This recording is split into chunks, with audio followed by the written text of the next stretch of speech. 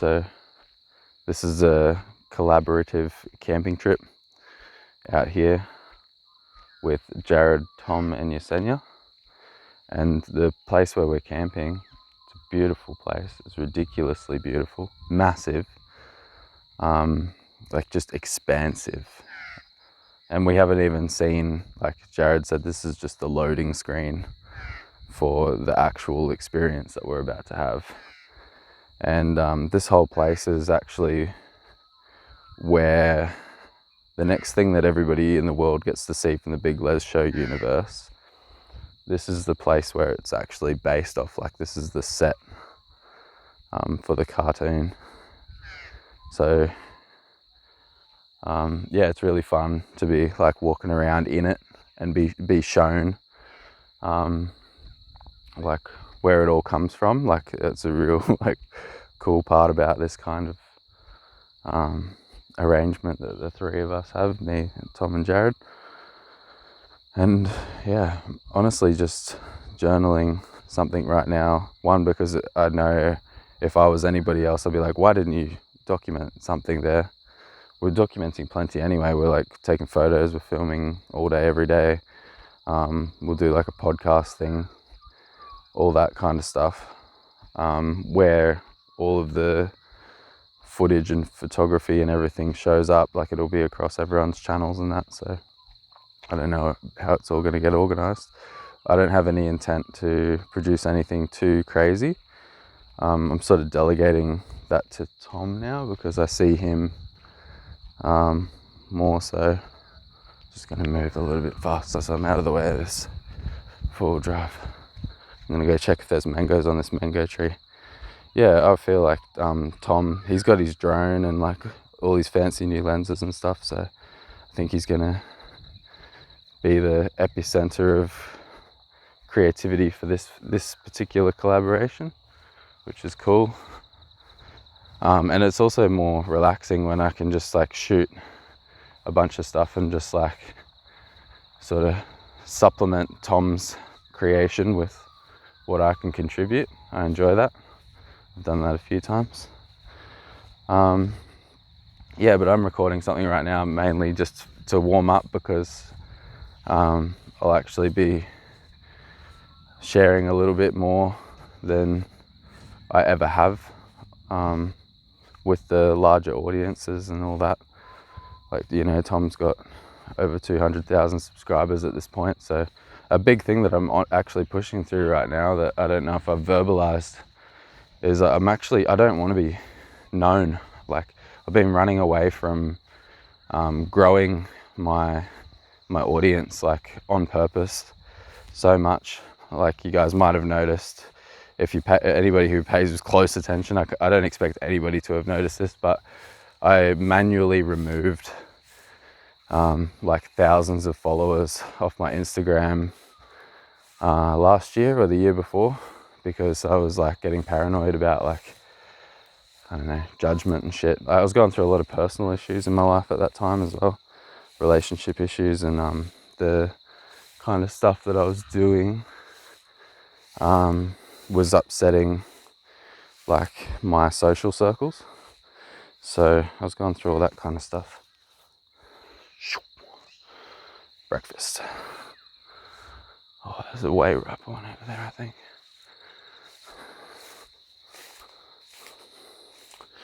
Oh well, I'll come back actually. I won't get distracted and start thinking about my belly. And I actually want to end this at the water hole and go for a swim.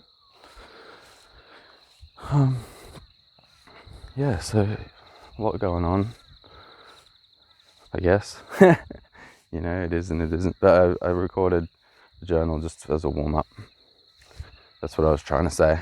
It's the point that I was trying to arrive at. And obviously I need it because I'm a bit frazzled. But we stayed up till like fucking 2 o'clock in the morning. Not partying or anything like that, but just like there was some shooting stars and like heaps of activity in the sky. But these were like, they had tails on them, like double tails, like streaking across the sky. So fucking like massive, these shooting star kind of things. The tails were like lingering for minutes after, and like that was consistent, like throughout the evening. Like it was this is a special place. And then I was tripping out. I wasn't literally tripping out. I'm sober. I don't use anything outside of myself anymore. But it doesn't change how much of a psychedelic experience it is to be around these people. Yeah, I was looking out into the distance and I was seeing these flashes of light come in and out, like just popping in and out, and I was like, but it was too low. It was lower than because we were surrounded by mountains. You can see, like, it's in all directions. There's like mountains and stuff, and I couldn't see really because the moon wasn't up yet, so it was just darkness. But I knew that they were too low, and I was like, oh, what's that? And they're all, you know, when your mates start seeing stuff and they're like, oh, I see something, and you're like, nah, you know, you're just making it up. Or like whenever I'd point it out, like I'd see these flashes and I'd be like, look, there they are. Everyone would look and it would stop. So that happened for a little bit. And then after a while, like I got up for whatever reason and I was like walking over to where the flashes were, and it, like, we had a fire and there was a bit of light where we were, so it was harder to see. But I walked out of the light and I kept going, and I hear Tom behind me, and we never saw him again, like just joking that I've walked off chasing the light or whatever. But once I got out of the light from the fire, the whole field was just lit up with fireflies, and then we were all like running around looking at fireflies for ages. It's pretty fun. I went forward driving yesterday, chucked everyone on the tray. Man, we've had so much fun so quick. And there's some tracks here that, like, I didn't have the hubs locked in or anything, but like I had to like back down and like roll back all the way to the bottom of the hill and find a better way up because the ute just wasn't doing it. But at certain points in the trip, everyone's been on the back of the tray and we've been like collecting firewood and shit, like just driving around. It's a huge place. Just find a bunch of firewood, ratchet strap it down, and it's much easier to collect firewood with the ute. And I'm coming up to the waterhole now, but I won't stop here. I'll go all the way around because I'm feeling like this is a moment worth documenting, even just for myself. But this is where we've been swimming and shit. Oh, you can't even see from here. Apparently people have jumped off this bridge, but the people who own this place don't want that to happen. Especially because, like, it's the deepest it ever is right now. Usually it's more shallow than it is right now. Anyway, so yeah, forward driving, it's so fun.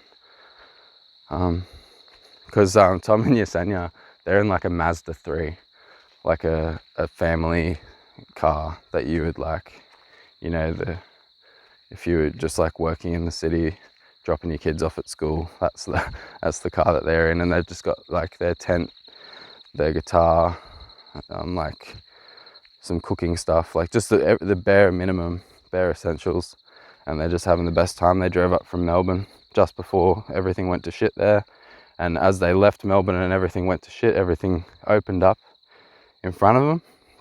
And it's just another example of, like, set your intention and trust it and just move in that direction and it works out, kind of thing, I guess. Often that is the case, and sometimes it might look like things aren't working out, but you've just got to solve those initial problems that present themselves to you to kind of prove your intent.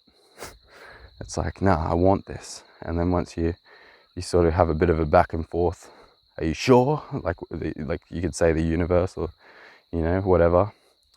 Like reality, life is kind of saying, are you sure you want this? By giving you those problems to solve. And you're like, yeah, I do. And then everything will unfold as it should. But they've been on the best run since they decided to come up, which is awesome. Oh man, it's so picturesque in every direction. What else is going on?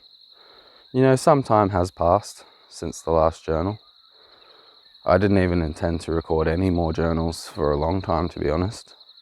I've been working with video clients again, and I've been working with HK clients, and I've been mixing those two universes and doing video work for HK clients, HK people. And if you don't know what HK is, that's just, we won't even talk about that. We'll just let that one sit for a minute. Because it's a whole model of reality that we have to explain if we start getting into that. Yeah, I'm living in Brisbane.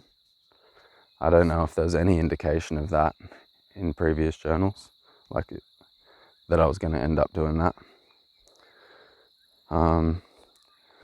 I think I said something about like stopping for a minute and saving up some more money and doing some work, but I didn't expect to end up in Brisbane.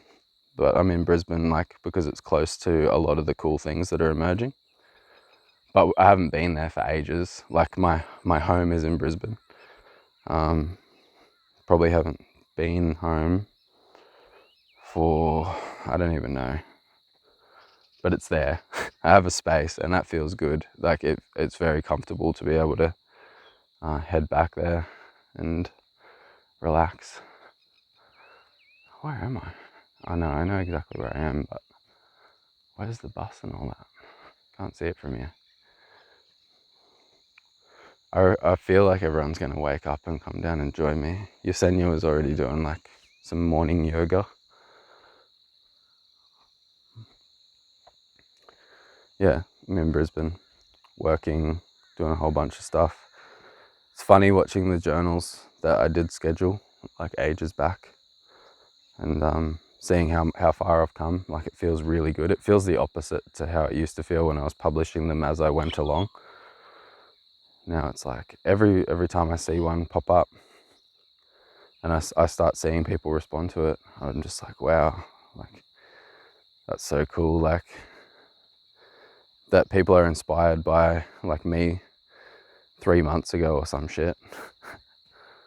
And like that right now, that seems like so far back on the journey.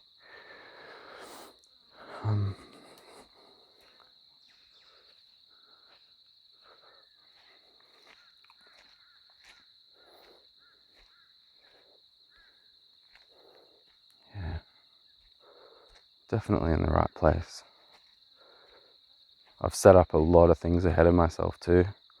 Like if it seemed like I was setting up a lot of stuff ahead of myself when I was like on the road and I was just camping and finding myself again, like that was nothing. Like now I've been carrying out the things that I imagined for myself and imagining like 10 times more to move into, and it's actually working.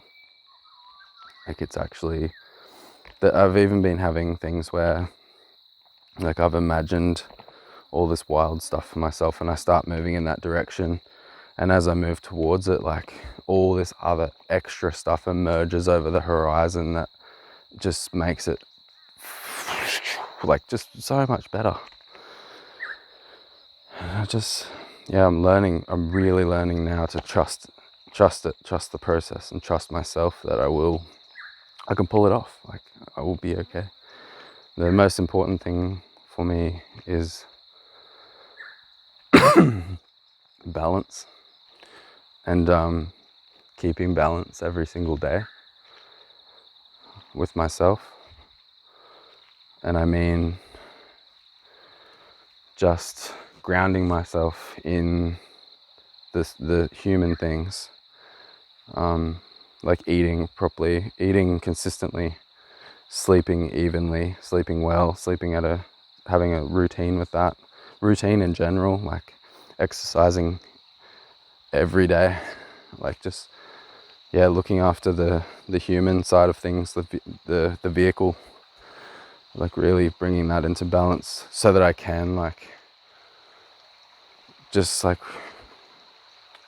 have all this deeper stuff going on inside of me as well, and I can push the limits a little bit more.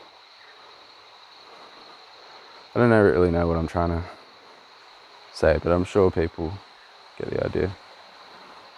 I know what I mean. I just recorded a new interview with a fella who's been through the most extreme, what we call in Western society psychosis experiences. And that's the second really good psychosis interview that I have. And it was very much the same in the sense that he was talking about balance a lot. Like, you can't afford to let yourself go fully into the spiritual, like, awakening, whatever you want to call it, like the metaphysical. One of the best things that he said was, the more you go into that, like the spiritual, the metaphysical, the awakening, the like, you know, the transcendent, the more you go in that, the more you have to come down into earth and into your body and into your day-to-day routine and your sense of self. Like, it has to be balanced that way. Like, the more you want to explore, the more you have to be here. And that's powerful. Like, that's what I would want everybody to take away from that interview. And even right now, just take that and just feel that, and feel if that's right for you. Because for me, chatting to these people has been really important, because like I've had very similar like 20s, and this guy's 39 now, and even the first fella that I spoke to, very similar experiences in the early 20s and stuff. So like, a lot of us, I guess, are on the path that could lead in one of two directions. Like, if we don't take responsibility for everything that's awakening inside of us, like, you very well could end up losing your autonomy and ending up in a mental ward, being force-fed medication that makes everything worse, and just like slowly deteriorating that way. That's my worst nightmare. That's my personal worst nightmare. Like, being losing my autonomy and being told that, like, I'm not in charge of my own life anymore because I'm too crazy. Like, fuck that, right? So yeah, it's been really helpful for myself, and I guess that's what this whole journey is. Like, it's helpful for me to talk about mental health and talk about alternative paths that we can walk through that minefield that is like the mental health system and society itself and mainstream culture. Like, how can we continue to explore ourselves in all of that? So I do it for myself, but like, obviously people relate. Like, and I find the more that I look at things that I really need for me, the more relatable it becomes, because I guess I excavate those topics more deeply because it matters to me. So yeah, and balancing that with like super fun stuff like this, like out here with like the most creative people who really have pushed the boundaries in the metaphysical and the transcendent and the spiritual, you know, like, I can't keep doing shit like this, and because it's crazy. Like, this lifestyle is fucking insane. I need to balance it with like, okay, so like when I get back to Brisbane, I'll just make some money and like make like a bunch of food, just like anchor myself back into something like a routine, and that, like, I can't just like stay on this journey. And even like I said that while I was on the road and I was recording all of those journals, like early on I realized I needed some kind of routine even when I didn't have an anchor to like a home or anything. So I started doing like the workout on the road, like I was doing push-ups and all these different things, just to like, yeah, some kind of structure, like structure your reality, like structure some kind of physical reality while you're exploring all that transcendent stuff, I think is like the big thing that I'm landing on at the end of this journal before I go for a swim and hope that this mango is ripe enough to eat. So if you got anything out of this or whatever, you know, like if you enjoy this, let us know. Leave your comments down below. Subscribe if you haven't already. And yeah, if you want to support the project, there's all links in the description and all of that. And this will probably come out after all of the crazy things, and you'll be like, oh wow, that's okay. That's when all that was occurring. That's where Kai was at, inside his brain. Yeah. So, see is when I'm looking at you, eh?